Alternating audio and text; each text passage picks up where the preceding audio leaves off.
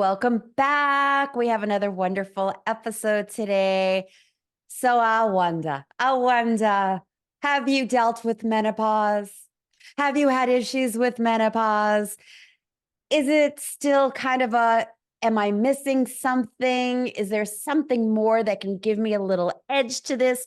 Wherever you are in menopause, whether you're kind of in the peri, whether you're full blast or post, I have a special guest today, and I'm so thrilled to share with you Clarissa Kristjansson. She is a neuroscientist, a respected menopause educator, and she has certifications in mindfulness and traditional Chinese medicine, which I am so excited about because I don't know if you all know, but I am a licensed acupuncturist and have had my being in the world of traditional Chinese medicine for over 35 years at this point. And Clarissa is the host of the popular Thriving Thru Menopause, which is ranked among the world's top 20 health and wellness podcasts and is the #1 holistic health podcast on menopause. So this chick knows what she's talking about. Welcome, Clarissa. Oh, Junie, thank you so much for having me on the show. I'm really excited to be talking about menopause. It's my favorite subject. Oh, well, I'm glad it's somebody's. Yeah, that's true. Because dang, it's quite the journey. I'm happy to say I am done with the intensity of menopause. We all have our different versions of it for sure. Some of us, I know, have more of an emotional challenge. Some of us have some physical challenges. Some of us have it all. And there are ways to navigate it. And I really thought it was such a great opportunity to have you here so we can chat about how to really be with this stage gracefully. So I'm curious, with everything that you've learned and studied, what would you say is the biggest challenge that you see women go through with menopause? Oh, that's a great question, Junie. I think that it is that we don't expect the mental health side of it, the emotional side of it, because when we go out there and we talk about it, women are still saying, oh, it's hot flashes and putting on weight, and I might Hmm. be a bit moody.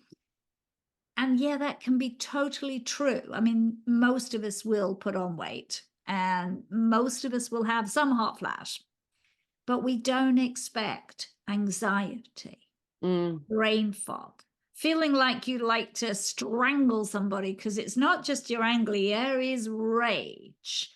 And and that's quite scary, some of those things, because we've spent a lot of time, in a box doing what's right. And suddenly you'd like to come home and really shout at someone, or you stand in a meeting and you think, oh, nothing comes out. Language is gone. And, you know, life's tough for women anyway these days. We get talked over in meetings, we get ignored, all that stuff still going down Yeah. in our workplaces. And so we build up these images of how good we are, and women are working so hard. And then it just sort of goes down the drain, and then people go, see, she's too old now, or whatever.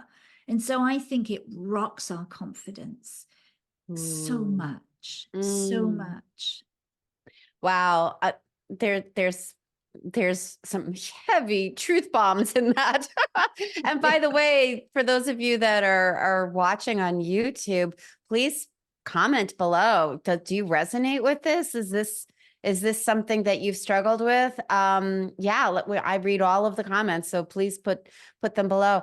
So yeah, we hear about the physical stuff, and then we're a little surprised and of all the emotional components. I know for me, the biggest physical was insomnia. I'm still trying to figure it out, to be really honest. I found some ways to sleep with some pot gummies, but I don't want to have to be at the mercy of pot gummies all the time. Still working on trying to figure that out.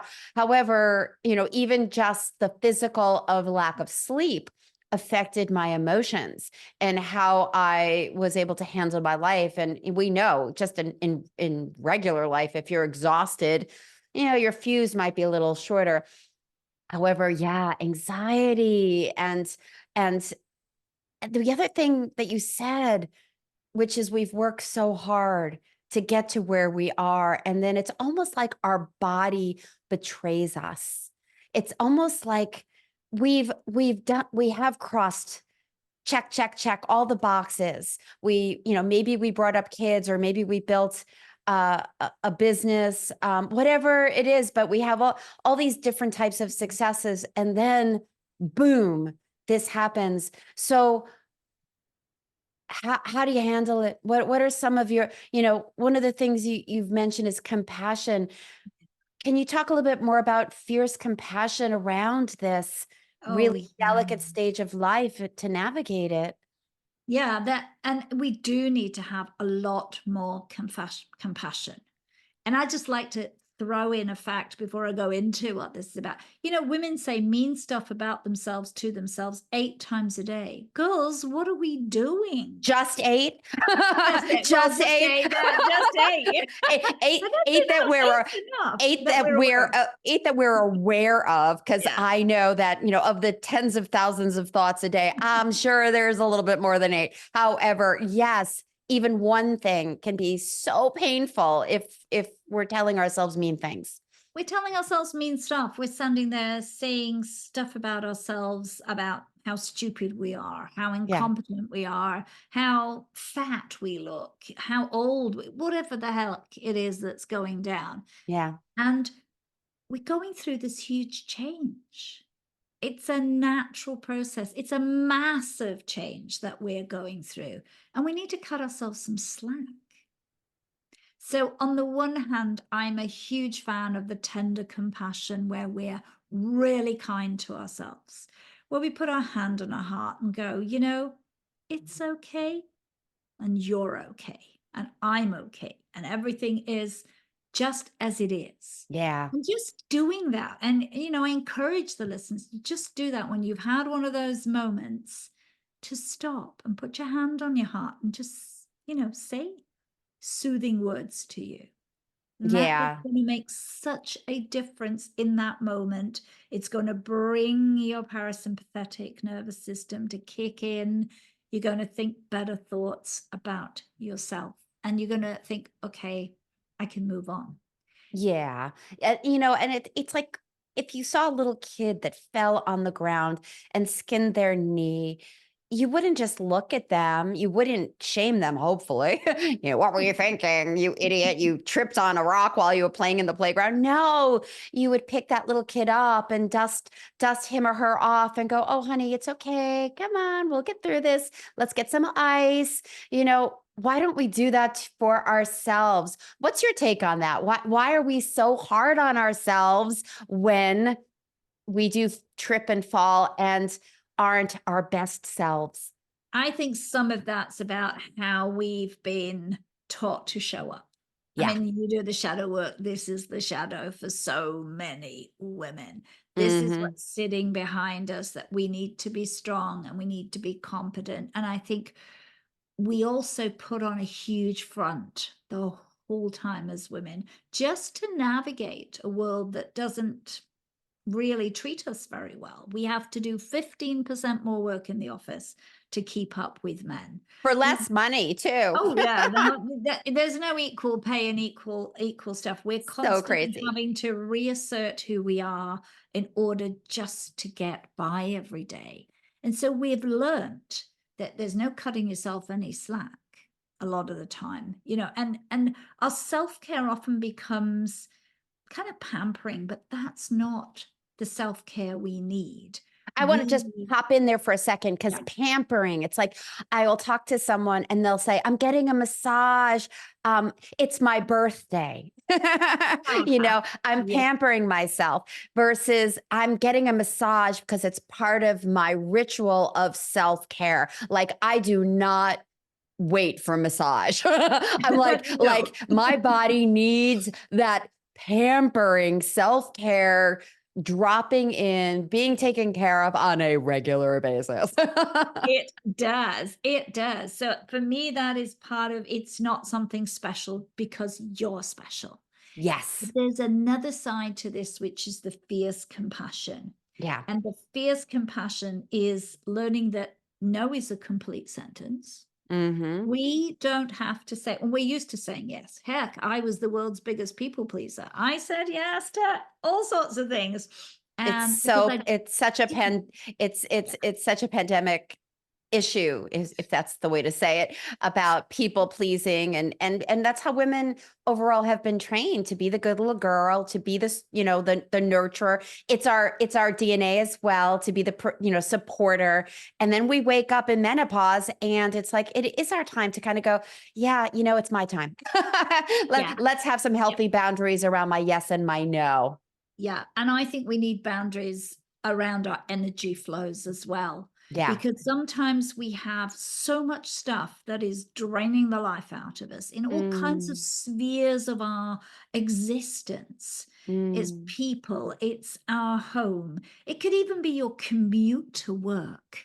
And we need more boundaries than we've ever had in our lives. So that's the fierce compassion, is about learning to say no. It's about having boundaries.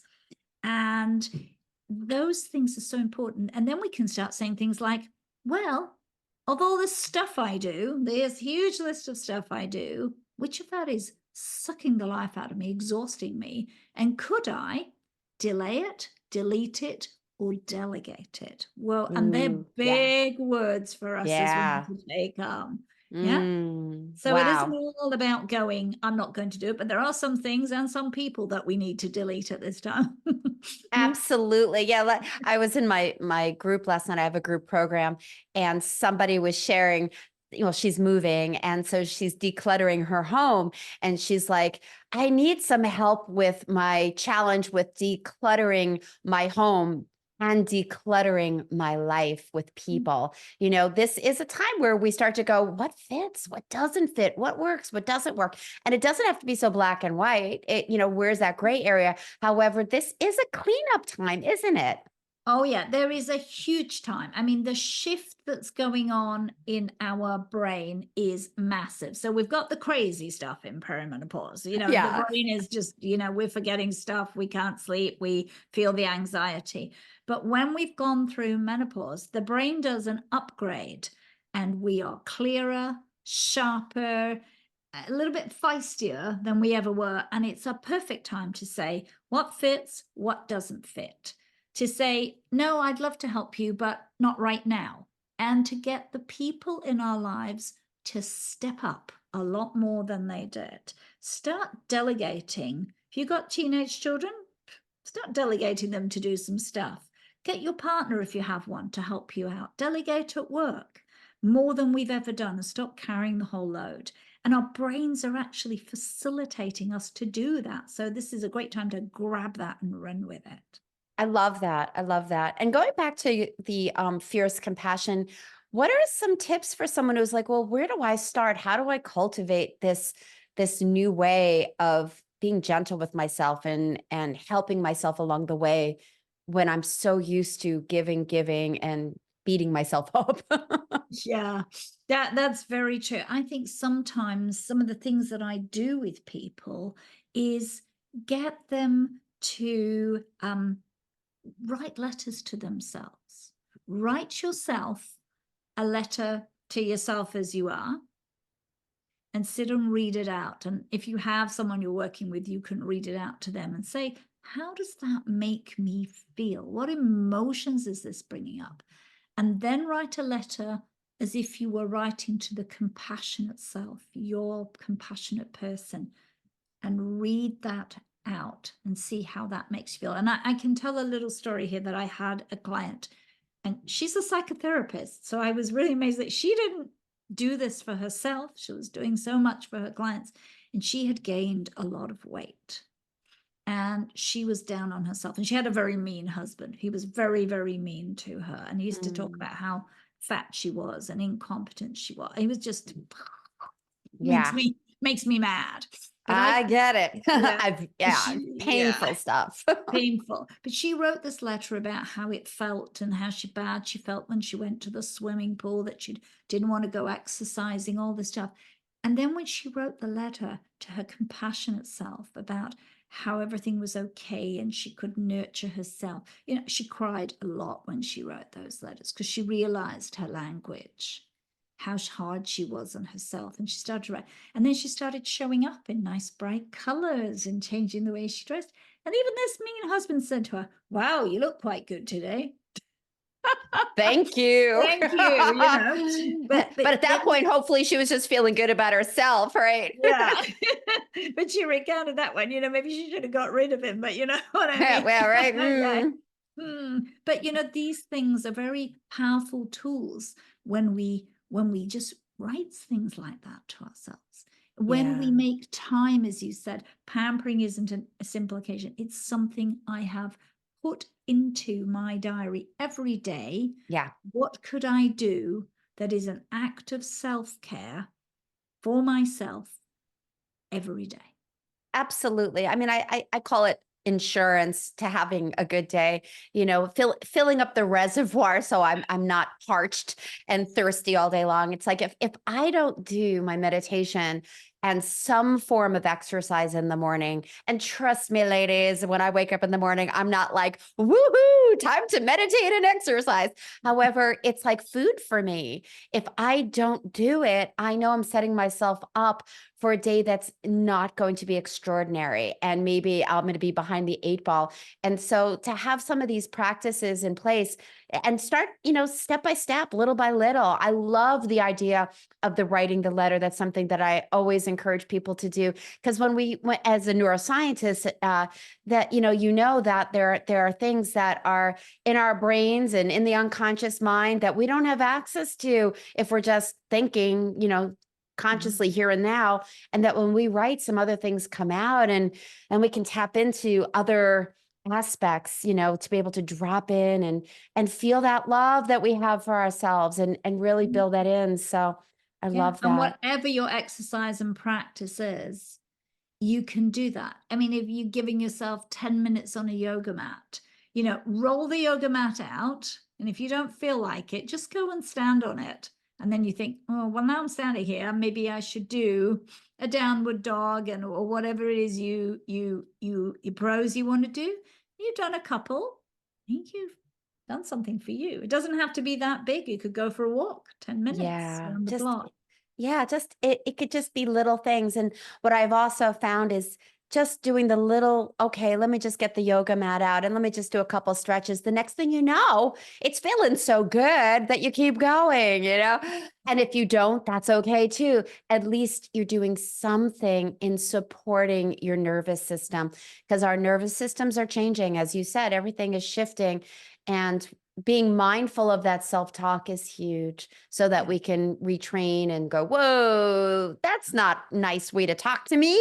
Yeah. And I mean, there are so many nice ways we can work with the inner critic without making it feel hard. Because, as a neuroscientist, I would say to you, your inner critic isn't a monster. It's not some dragon on you.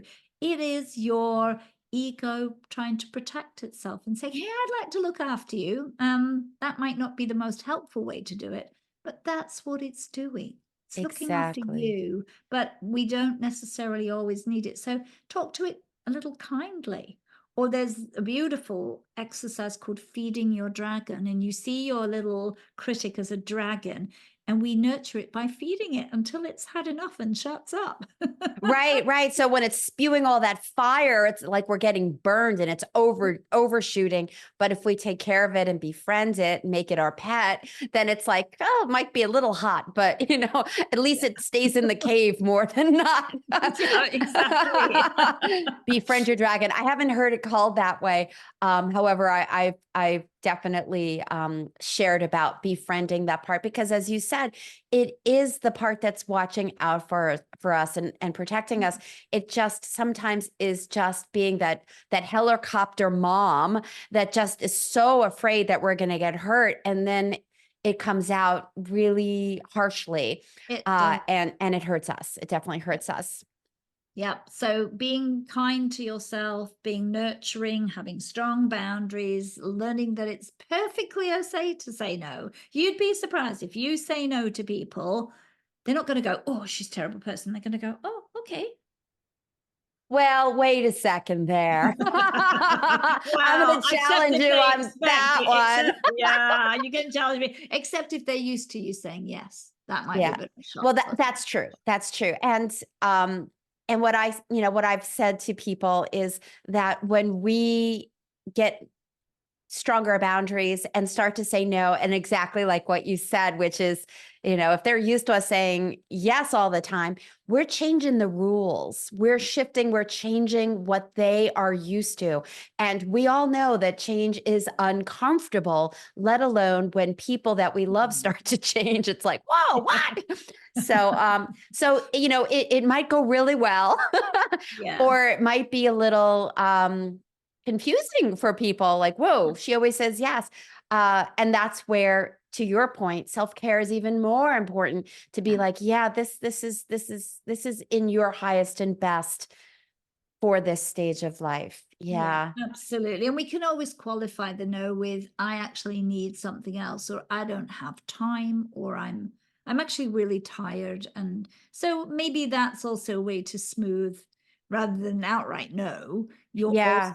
qualifying the no, but saying the no and then sticking with it.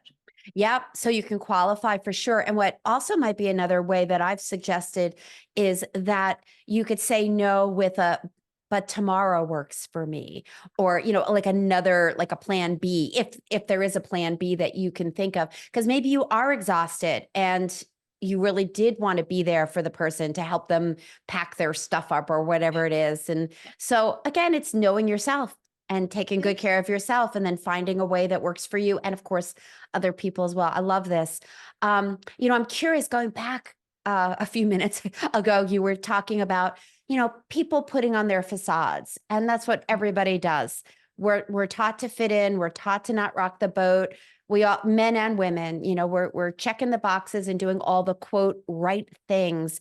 And then we stop doing that. And this is kind of what we've been talking about. However, I want to go to the emotional part for a minute. I'm curious what you say about this, your slant on this. Many years ago, I was studying with Susan Weed, a very renowned herbalist in our country. And I remember, and we're talking about decades ago, but I remember her saying that women who have not dealt with their emotions, have been the people pleaser, have put on the facades, and then hit menopause, will have more of the anxiety and the emotional challenges than those that have done more of the unpacking and rewiring before they hit menopause. Do you think that's true? I'm just curious. Have you seen that to be true?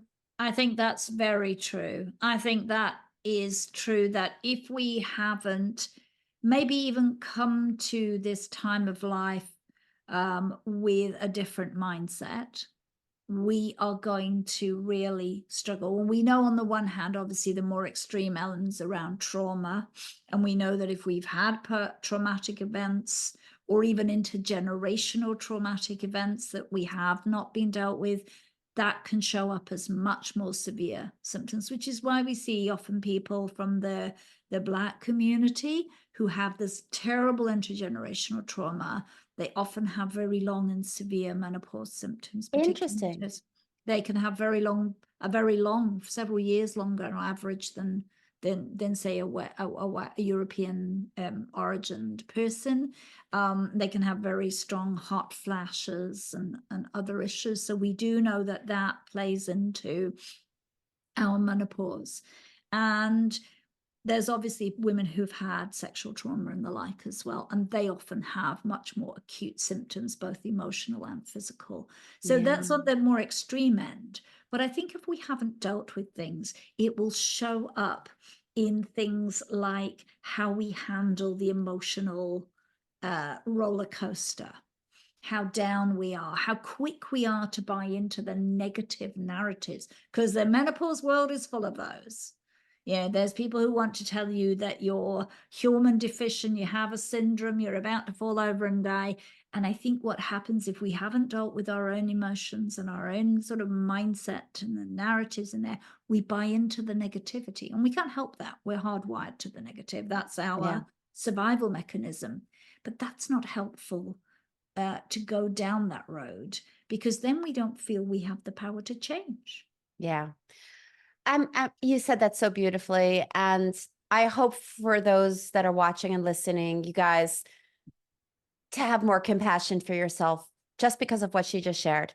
You know, if you've had some trauma, emotional, physical, if you have been walking on eggshells or checking all the boxes and making believe to the best of your ability to get through, because that's the wiring as well, to stay safe and to be the best you can be so that nothing bad happens, that is your wiring. And so if you are struggling while you shift, to be gentle with yourself, you know, to have that compassion and to really build in that self-care.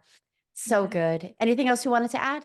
I'd add to that you really need a community around you, and you need to get support around you, because particularly if you're someone who's gone through anything that's traumatic, we need to be working with someone who can help us through that. If we haven't dealt with it in the premenopause years, we need to come into that and be supported. We all need support anyway. This is not a journey to travel on our own, because it's tough, right? And it can have, it's not 5 minutes. It's not like pregnancy. It's over in 9 months. This is years and years of it. And sometimes it's like everything's fine. And then other times like, what the hell just swept over me here? So we know that it's an unfolding. And if we have community, we have the right support group in our families, at our workplaces, with our clinicians and our healthcare teams, then we are in a much better place to navigate this.